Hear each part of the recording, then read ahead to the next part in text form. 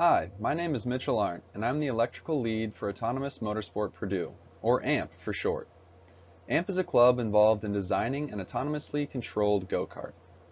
I'm joined by Harikesh Kumar, another member of the electrical team specializing in PCB design.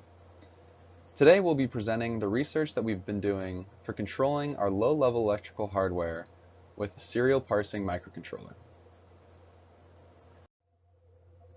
The purpose of this project is to implement a serial parsing microcontroller system to operate the steering, throttle, and braking functionality of the AMP go-kart.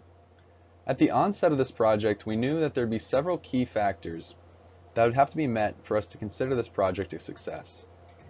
These factors or specifications were the responsiveness of the system, or how quickly we could get this from the system input to the response of the hardware. And then another key factor we considered was the reliability of the connection. If some error were to occur, we wanted to ensure that our kart would act in a safe manner so that it wouldn't harm itself or any of the bystanders by crashing into them. Our hypothesis going into this project was that we could use a custom serial packet and state machine to guarantee responsive and safe control of the AMP go-kart as a whole. Hi, Mitch has already introduced me. My name is Harikesh. I'm a part of the electrical subteam as a part of the AMP Club, and I'm going to explain the relevance of our project. Many companies at the forefront of the autonomous industry, such as Aptiv, General Motors, and Tesla, to name a few, are already manufacturing autonomous vehicles.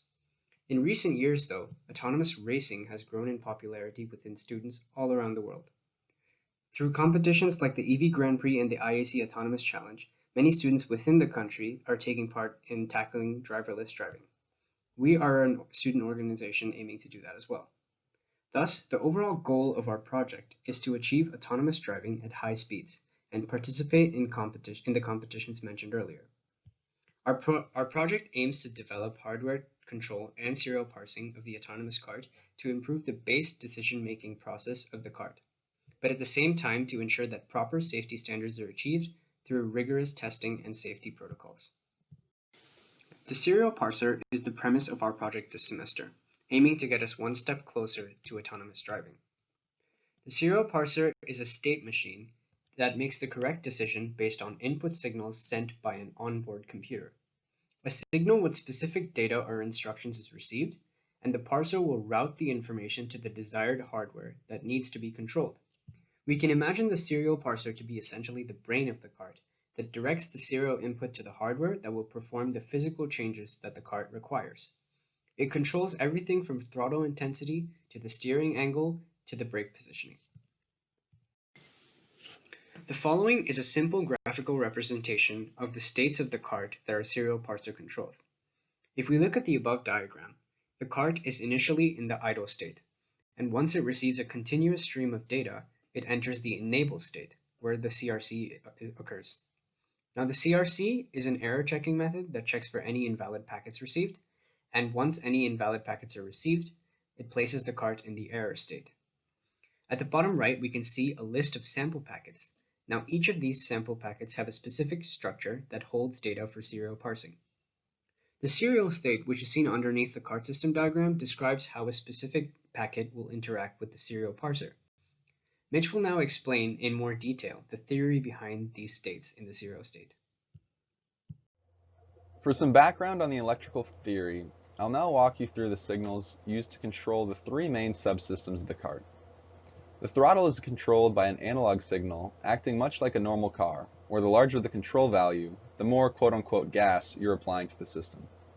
In our cart, the lowest value is ground, or 0 volts, and the highest is 13 for maximum requested speed. The steering of our cart is frequency controlled, where the different frequencies correspond to different steering angles. For example, sending a signal with a frequency of 3 kHz will set the steering to full turn left, while sending 7 kHz will set to full turn right. The rest of the control signals are digital, either on or off. We have 3 digital signals controlling the state of the motor controller. Different combinations of these signals will enable the cart to drive and configure the cart for forward or reverse driving. Another 2 digital signals are routed to an H-bridge device to control our braking linear actuator. An H-bridge allows for reversing the polarity of a voltage source. In our case, This allows us to switch between extending or retracting the linear actuator to either push on the brake or let off the brake. Over the course of this semester, we have done many tests and experiments to ensure the various aspects of our electrical subsystems work the way that we expect. Because of the scope of this project, we decided the best approach was to split up the testing into smaller pieces and then build up to a larger and larger integration as we go. The first thing we did to assist in the testing was create a JavaScript-based simulator program for our main computer of the cart, the NVIDIA Jetson. As this computer is the focus point of another group, our software team for AMP, we would not be able to have access to it whenever we needed to do testing. The simulator allowed us to test our electrical subsystem without the assistance of the software team. Once we completed the simulator, the next stage was to verify our microcontroller code was outputting the correct control signals by monitoring the output pins with an oscilloscope. Once we were satisfied with this stage, we checked that the PCB would route, level shift, and amplify all of the signals. Again, we used an oscilloscope to check the outputs. We then moved to integrate these two steps, with the simulator providing inputs and checking the outputs of the PCB with the oscilloscope, to see if they matched our expectations. Next came the fun part, testing of the actual cart. We started simple, as before, by directly controlling the input pins of the motor controller via a breadboard. Once we saw that the cart met our expectations, we hooked everything up and fully integrated our electronic subsystems. This allowed us to remote control the cart through the simulator to see the results of the steering, ramping up the throttle, and applying the brake.